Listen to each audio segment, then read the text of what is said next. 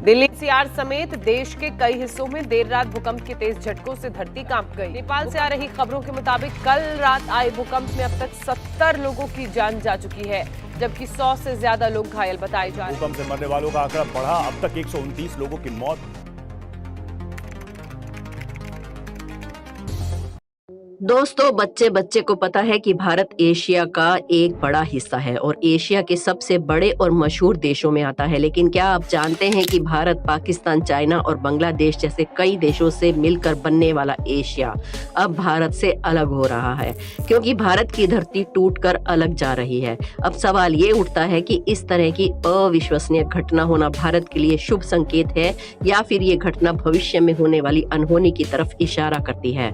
हम जानते हैं कि इन सारी बातों को हजम करना थोड़ा मुश्किल है, लेकिन वीडियो को अगर आप पूरा देखेंगे तो आप जान सकेंगे कि हम क्या कहना चाहते हैं। पर उसके लिए आपको वीडियो को अंत तक देखना होगा और हमारे चैनल अनोखी दुनिया को सब्सक्राइब करके बेल आइकन को जरूर प्रेस कर लें। जैसा कि हम सब जानते ही हैं कि हमारी पृथ्वी 7 अलग अलग महाद्वीपों से मिलकर बनी है, पर शायद ही किसी को ये बात मालूम होगी कि आज से तकरीबन 27 करोड़ साल पहले पूरी पृथ्वी यानी कि पूरी धरती एक ही टुकड़ा थी। यानी कि आज आप जितने भी महाद्वीप देख रहे हैं, ये आज से करोड़ों साल पहले एक दूसरे से जुड़े हुए थे और पूरी पृथ्वी एक जमीन थी।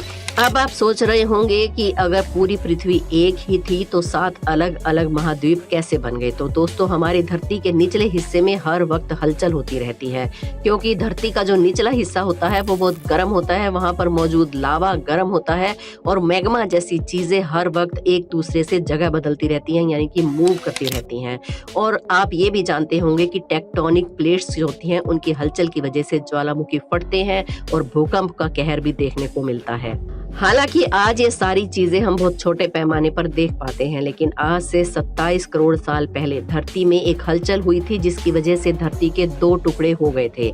लेकिन ऐसा नहीं है कि इन टुकड़ों को होने में 1 या 2 दिन लगा हो, बल्कि सालों लग गए थे। धरती के 2 बड़े टुकड़ों में से एक का नाम लोरेसिया और दूसरे का नाम गोंडवाना रखा गया।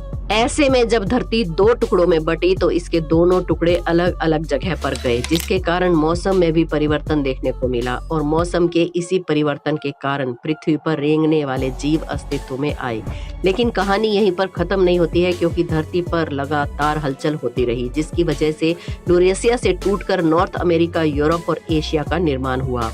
और दूसरी तरफ गोंडवाना जब अलग अलग टुकड़ों में टूटा तो ऑस्ट्रेलिया, अफ्रीका, दक्षिण अमेरिका, अंटार्कटिका और यहाँ तक कि भारत भी अस्तित्व में आया।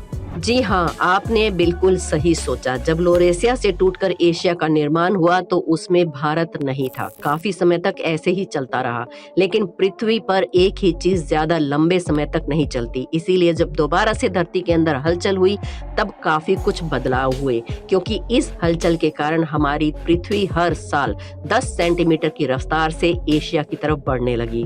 अब 10 सेंटीमीटर प्रति वर्ष की रफ्तार आपको सुनने में भले ही कम लग रही हो, लेकिन ये किसी महाद्वीप के लिए बहुत ही तेजी से बढ़ने वाली बात है। तभी तो कई सालों के लगातार सफर के बाद आखिरकार हमारा भारत अफ्रीका से टूटकर एशिया से जा टकराया। अब 10 सेंटीमीटर प्रति वर्ष की रफ्तार से आने वाला धरती का ये विशालकाय टुकड़ा, जिसे हम भारत नाम से जानते हैं, जैसे ही ये एशिया से टकराया वैसे ही पूरी पृथ्वी की जलवायु बदल गई और आज हम जो हिमालय पर्वत देख रहे हैं वो इसी टक्कर का नतीजा है। जैसे ही भारत का ये बड़ा हिस्सा एशिया में जाकर मिला, इसमें होने वाले बदलाव के कारण हिमालय पर्वत बन गया। इस बात को तो हम सब जानते ही हैं कि हमारी धरती कई सारे टेक्टोनिक प्लेट्स से मिलकर बनी है, लेकिन अब 2 प्लेट्स आपस में टकराती हैं तो उस वक्त प्लेट जो भारी होती है वो नीचे चली जाती है और जो प्लेट हल्की होती है वो ऊपर की तरफ उठने लगती है। ठीक ऐसा ही तब हुआ जब भारत और एशिया की धरती आपस में टकराई। जो हल्की प्लेट थी, यानी कि टेक्टोनिक प्लेट्स की जो हल्की प्लेट थी, उस खतरनाक टक्कर के कारण वो ऊपर की तरफ उठने लगी और धीरे धीरे वो प्लेट इतनी अधिक बढ़ गई कि आज वो हिमालय के रूप में हमारी पृथ्वी पर सबसे ऊंचा पर्वत बन गई है। और अब वैज्ञानिकों का कहना है कि हमारी धरती 3 सेंटीमीटर प्रति वर्ष के हिसाब से एशिया की तरफ बढ़ती जा रही है और यही वजह है कि हिमालय पर्वत की ऊंचाई में भी आपको परिवर्तन देखने को मिलता है। दोस्तों, यकीन मानिए, भारत की धरती में होने वाले बदलाव की रफ्तार इतनी कम है कि उसे आंखों से देखना तो दूर की बात है, महसूस करना भी असंभव है। पर 2 धरती के टुकड़ों के टकराव की वजह से जो हिमालय पर्वत बना उसकी ऊंचाई बहुत ही ज्यादा थी। इसी वजह से हिंद महासागर से उठने वाली नम हवाओं को उसने सोख लिया, जिसके कारण हाई प्रेशर सिस्टम का निर्माण हुआ और जब बादल ऊंचाई पर जाकर पहाड़ों से टकराए तो मानसून की शुरुआत हुई।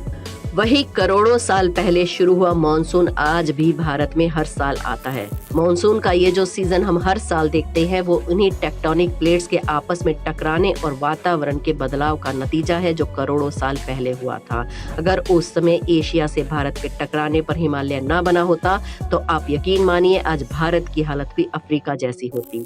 आज इस बात में कोई दो राय नहीं है कि हिमालय की वजह से ही भारत की आधी जनसंख्या को पीने का पानी मिलता है। हिमालय की वजह से ही गंगा, यमुना और ब्रह्मपुत्र जैसी नदियां बहती हैं और हम आराम से खेती कर पाते हैं। हिमालय से निकलने वाली नदियां करोड़ों साल से ऐसे ही बहती आ रही हैं, जिसके कारण बंगाल डेल्टा का निर्माण हुआ। पर दोस्तों, जैसा कि हमने आपको बताया कि हैरत अंगेज तरीके से धरती के नीचे बदलाव हो रहे हैं, बहुत ही बड़ी हलचल हो रही है और जानकारों के मुताबिक धरती के नीचे होने वाली हलचल इतनी खतरनाक है कि इसकी वजह से भारत एक बार फिर से अपनी स्थिति बदल रहा है। कुछ वैज्ञानिकों का कहना है कि भविष्य में हमारा भारत टूटकर एशिया से अलग हो सकता है और वहीं पर कुछ वैज्ञानिकों का ये मानना है कि हमारी धरती आज भी लगातार एशिया की तरफ बढ़ती जा रही है। पर इन दोनों में से सच क्या है, अभी ये वैज्ञानिक बिल्कुल स्पष्ट रूप से नहीं कह सकते। पर एक बात बिल्कुल सच है कि हमारी धरती के नीचे बहुत तेज रफ्तार से हलचल हो रही है, खास तौर पर हमारे भारत में।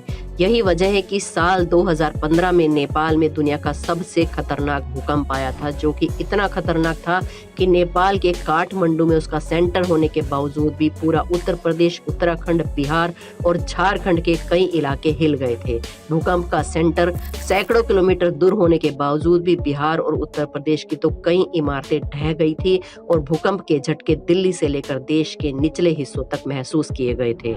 जब भूकंप आता है तो धरती के नीचे मौजूद टेक्टोनिक प्लेट्स में हलचल की वजह से आता है। वैज्ञानिकों के अनुसार जब भारत की धरती एशिया से टकराई थी और उस समय जो बदलाव हुए थे वो हलचल अब फिर से धरती के नीचे वैज्ञानिकों ने महसूस की है। भारत की धरती के नीचे इतनी तेजी से हो रही हलचल के चलते वैज्ञानिकों का कहना है कि भविष्य में हो सकता है 2015 से भी ज्यादा खतरनाक भूकंप के झटके हमें देखने को मिले, जिसके लिए हमें पहले से ही तैयार रहना होगा। लेकिन हर सिक्के के दो पहलू होते हैं। इसी तरह वैज्ञानिकों के भी दो मत हैं। कुछ वैज्ञानिकों का कहना है कि ये जो बात है कि पूरी धरती पहले एक हिस्सा थी और बाद में 7 महाद्वीपों में बटी, ये बिल्कुल बेमानी है। धरती पहले से ही इसी तरह के रूप में थी। लेकिन एक वैज्ञानिक जिनका नाम एल्फर्ड था, उन्होंने इस बात को सिद्ध करने की ठान ली कि धरती पहले से ही 7 महाद्वीपों में नहीं बटी थी, पूरी धरती एक ही थी। अपनी बात को सिद्ध करने के लिए इस वैज्ञानिक ने महाद्वीप के हिस्सों को मैप में आपस में जोड़ना शुरू कर दिया और देखते ही देखते जैसे पजल आपस में जुड़ जाता है, पूरी धरती के हिस्से एक दूसरे के साथ जुड़ गए। इससे ये बात सिद्ध हो गई कि अगर सारी धरती के द्वीप और महाद्वीपों को एक साथ जोड़ा जाए तो वो बड़ी आसानी से एक दूसरे के साथ जुड़कर बड़े से टुकड़े के रूप में बदल जाएगा। वहीं वैज्ञानिक इस बात पर भी पुष्टि करते हैं कि भारत का अफ्रीका में शामिल होना कोरी कल्पना नहीं है, बल्कि ये बात बिल्कुल सच है, क्योंकि एक्सपर्ट्स के द्वारा किए गए अध्ययन में इस बात का पता चला है कि जो पेड़ पौधे और वनस्पति अफ्रीका महाद्वीपों में पाए जाते हैं, उन सभी के अवशेष आज भी भारत की धरती पर देखने को मिल जाएंगे। दरअसल जब भारत अफ्रीका महाद्वीप से टूटकर एशिया की तरफ आया, तब भारत की जलवायु बड़ी तेजी से बदल गई। ऐसे में जो जीव जंतु और वनस्पति अफ्रीका के वातावरण में आसानी से रहते थे, उनके लिए भारत के वातावरण में रहना संभव नहीं था। यही कारण था कि उन सभी का अस्तित्व धीरे धीरे खत्म हो गया। लेकिन उनके जो अवशेष हैं वो अभी भी भारत की धरती पर देखने को मिलते हैं। यानी कि अगर कम शब्दों में कहें तो भारत का अफ्रीका से टूटकर एशिया में मिलना हम भारतीयों के लिए बहुत ही बड़ी खुशकिस्मती थी, क्योंकि अगर ये प्राकृतिक घटना ना हुई होती तो आज हमारे हालात कुछ और ही होते। लेकिन आने वाला समय ना जाने कौन सी नई कहानी लेकर आने वाला है, क्योंकि बदलाव तो अभी भी देखे जा रहे हैं और धरती के नीचे बदलाव तेजी से महसूस किए जा रहे हैं। फिलहाल तो हम अपनी आज की वीडियो पर लगाते हैं पूर्ण विराम और आप अंगूठे के निशान को दबाकर कीजिए लाइक और हमारे चैनल अनोखी दुनिया को सब्सक्राइब करके बेल आइकन को जरूर प्रेस कर लें। धन्यवाद।